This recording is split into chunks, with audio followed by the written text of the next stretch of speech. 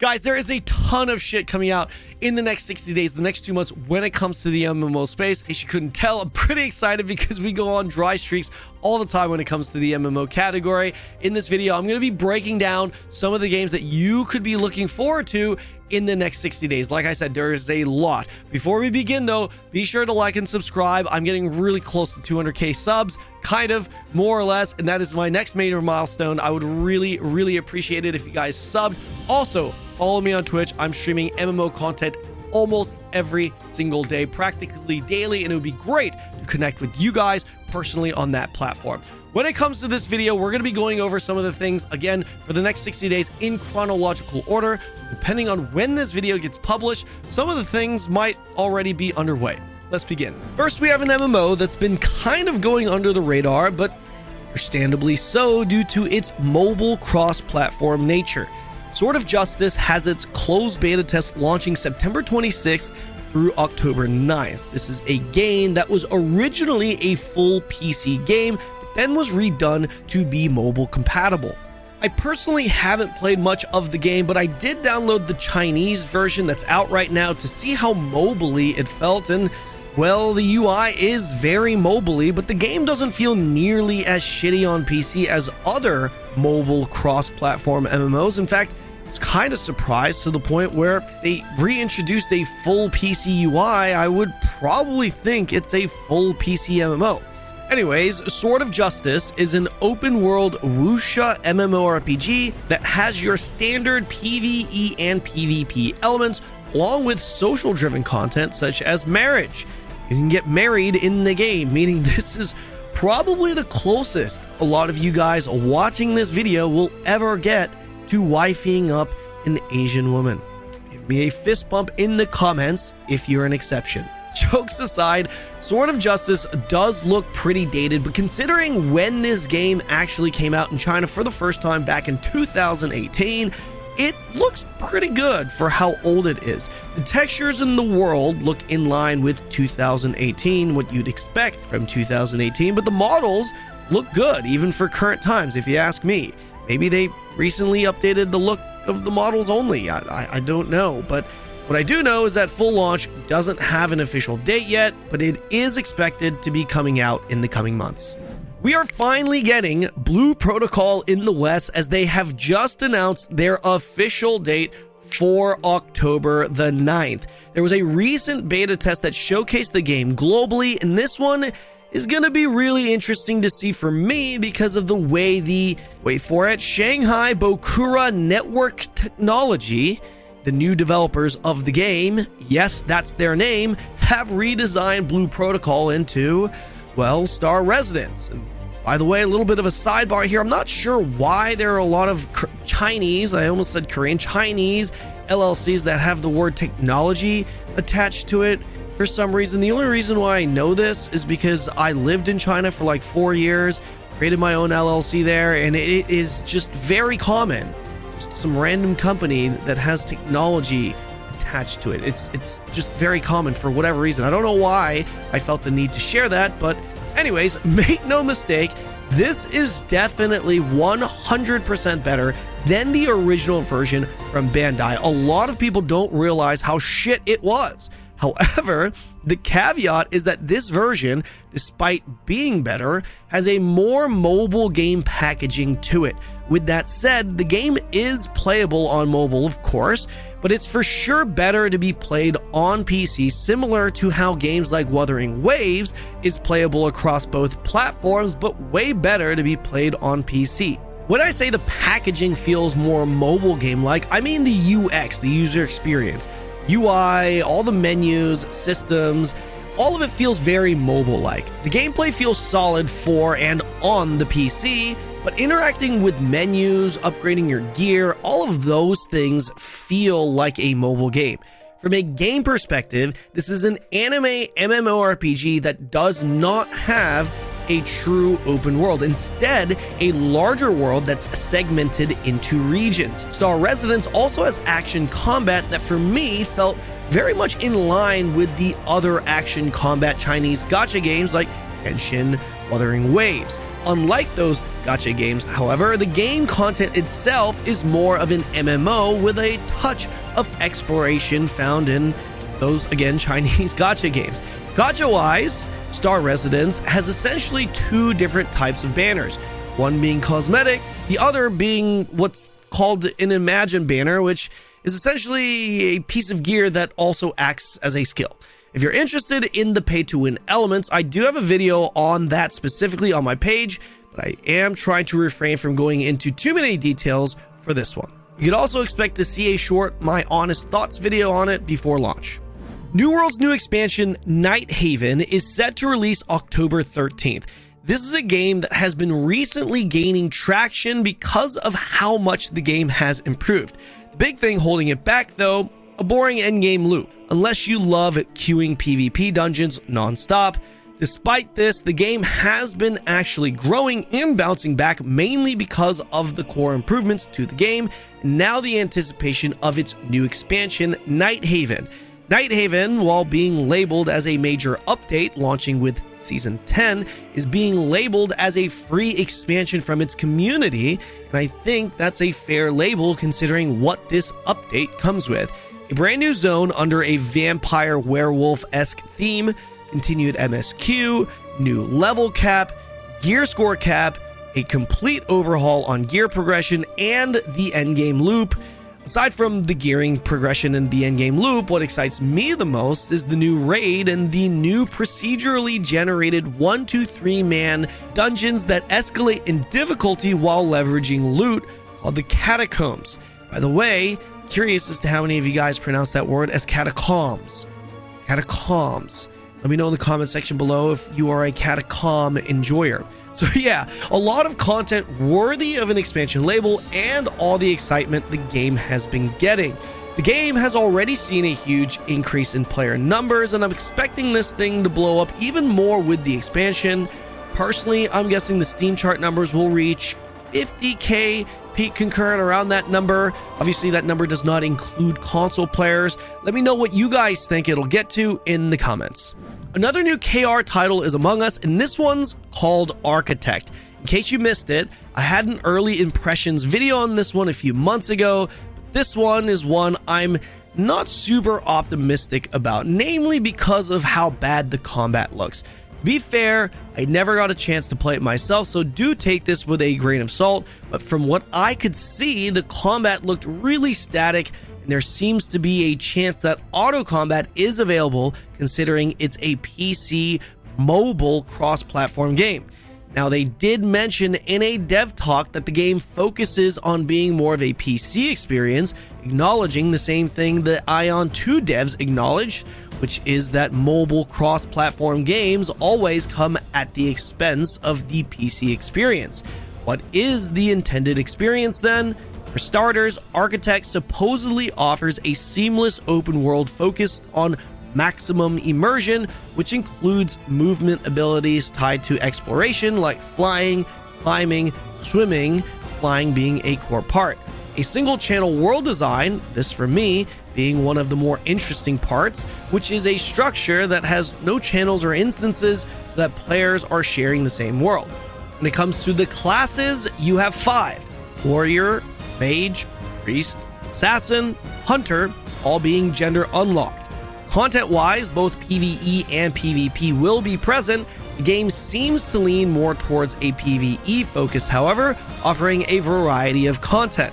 Aside from the usual dungeon and tower content we're used to seeing, Architect also has an interesting large-scale PvE event called Floods, where at a specific time the entire server gets flooded with mobs and bosses tied to flood levels that get pushed by the server's ability to clear, encouraging competition between servers. PvP-wise, the only thing I'm aware of are GVGs in the form of larger scale fights. If the combat turns out to be actually good, and they do deliver on this being more of a PC experience, then my excitement level for this game goes up considerably. Fortunately for me, I'll be able to see for myself very soon, and I don't think that's going to be the case. Guild Wars 2 is a game that really won me over this year. A few months ago, I decided to dive into the game and play it through from start to finish in chronological order for the first time, and man, I gotta say, this is easily one of the best MMORPGs available today. Personally, I'd say it's at the top. Visions of Eternity is the new expansion set to release October 28th. This expansion offers a continued MSQ along with a new setting with new maps, new legendary items, new raids, new modes and updates to the PvE instances, housing improvements, mount upgrades, and the big highlight of the expansion, new elite specializations, which is this game's version of new classes, more or less. Without going into too much detail, Guild Wars 2 is a horizontal progression game, meaning every expansion still has relevant content to this day. Guild Wars 2 has always had specific features and content locked behind each individual expansion, but they aren't necessary to have to play the game. You'll just be locked out of those features. For example, if you want to be able to use the spear weapon, you'll need to have the Janthier Wilds expansion. If you don't have it, you can't use the spear, but you can do everything else outside of what's offered from that expansion. Realistically, you'll want every expansion though, considering each expansion will contain something you'll want. Biggest downside to Guild Wars 2, as well as any buy-to-play expansion-based game, is that you low-key kinda need to buy every expansion. Fortunately, ArenaNet has some promotions going on, allowing you to get all the content to date for a cheaper price, but it will still cost you more than your usual game price to get everything to date. With that said, Guild Wars 2, again being a horizontal game, is one of the few expansion-based games where all of the old content is still relevant and significant to this day. So if you do plan on purchasing the expansions, you're not just buying them to get caught up, you'll actually experience all the content you're paying for, which is what a lot of people who defend Guild Wars 2 will argue. And to be fair, every expansion does have a lot of content, certainly enough to argue for its price tag. Regardless, you can try the core game and hit max level for free to see if you like the game yourself. If you get hooked from the core game, I think each expansion is worth the price tag, considering the content that each one comes with. Not to mention, this game is one of the few MMOs that is not pay to win, so most, if not all, of your money being invested into this one is via expansions or DLCs. If you don't end up liking the core game, I would recommend obviously not buying into the series then. Oh, and by the way, you can pay for your expansions by making gold in-game as well. If you are interested in trying out the game for free or purchasing an expansion, you can use my affiliate link in the description below to support the channel. Where Winds Meet is set to release on November 14th, and if you've missed this one, well, it's an action combat wuxia themed MMO-like hybrid. It's a mouthful. I can't say this is a true MMO, but I'm happy with labeling it as an MMO-like hybrid. For all MMO likes, this one actually has an MMO mode to it. The game offers a couple of different modes, solo and online. Solo mode is a mode focused on the campaign, offering, I believe, 150 hours or so of content, which includes exploration, if my memory serves me right. This mode also allows you to team up with up to 4 friends to do the campaign with, or even dungeon content. The online mode is the MMO mode, where the more traditional but limited MMO elements come into play. The game itself looks gorgeous and has fantastic combat, which really carries it in my opinion. When you first start the game, you'll almost feel like you're playing a single-player action combat game, making you question whether or not this is really an MMO. Graphically, the game looks gorgeous, and if you like hot Asians or wuxia, this is a must-try in my book, considering it's free to play. By the way, I think I also forgot to mention that this game is playable on mobile devices. This seems to be something being implemented in just about every game these days, but I assure you, if you play this game, there's no shot you'll think it's designed for mobile, outside of maybe the UI. I really don't know what the longevity is going to be like with this game, namely because of how different it is structurally to other MMOs. If I were to guess, I'm going to guess it's not going to be as popular as a standalone MMO, namely because of the slight disconnect it has by nature of it not being a true fully fledged MMO. If it does stick, it'll for sure stick because of its look and combat. Content-wise, it does seem to have the basic PvE and PvP content we look for in an MMO, so it'll definitely be interesting to see where this one eventually ends up. A lot of you guys are asking, what's your next main game?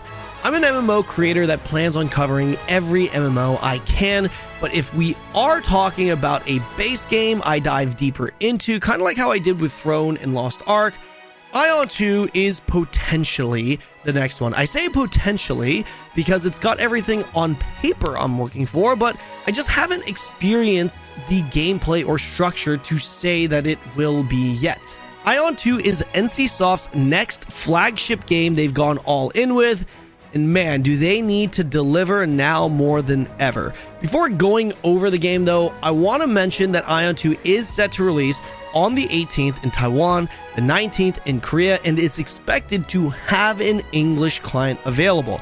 Korean accounts are always a huge pain to get.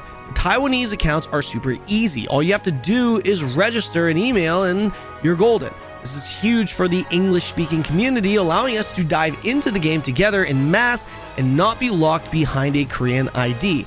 It sucks that the game isn't being released globally until halfway through 2026, but this is the next best thing. I do plan on diving hard into this game at its launch with a big community, so if you are planning on checking it out in November, be sure to join our Discord and follow me on Twitch. With that out the way, let's catch you up to speed.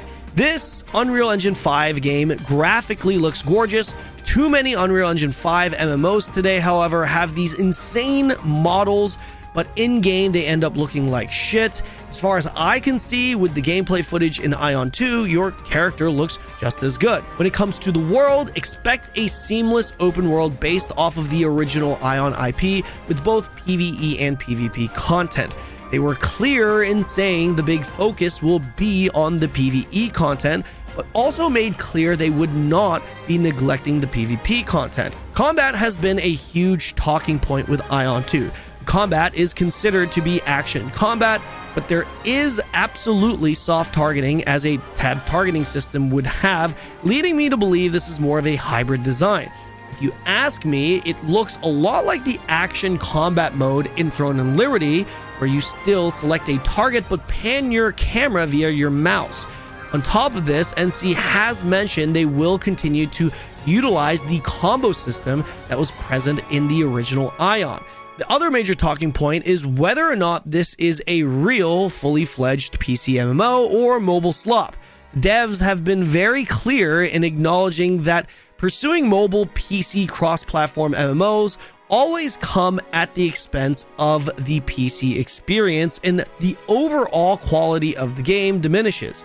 Therefore, they created Aion 2 from the ground up as a PC game in order to not sacrifice that. It was stated multiple times that this was a PC-focused game that's playable on mobile devices, and you won't be able to play it very well on mobile. They're expecting most players who play on mobile to only do life skilling things or smaller tasks, not any real content. I don't want to go into too much detail for this category, considering I do have quite a bit to say, including the monetization. So if you're interested in hearing more info in regards to Aion 2, I do plan on releasing a dedicated video for it, which will cover everything. And that's pretty much it, guys. Let me know which game you are looking forward to the most in the comment section below. Don't forget to like and subscribe and follow me on Twitch.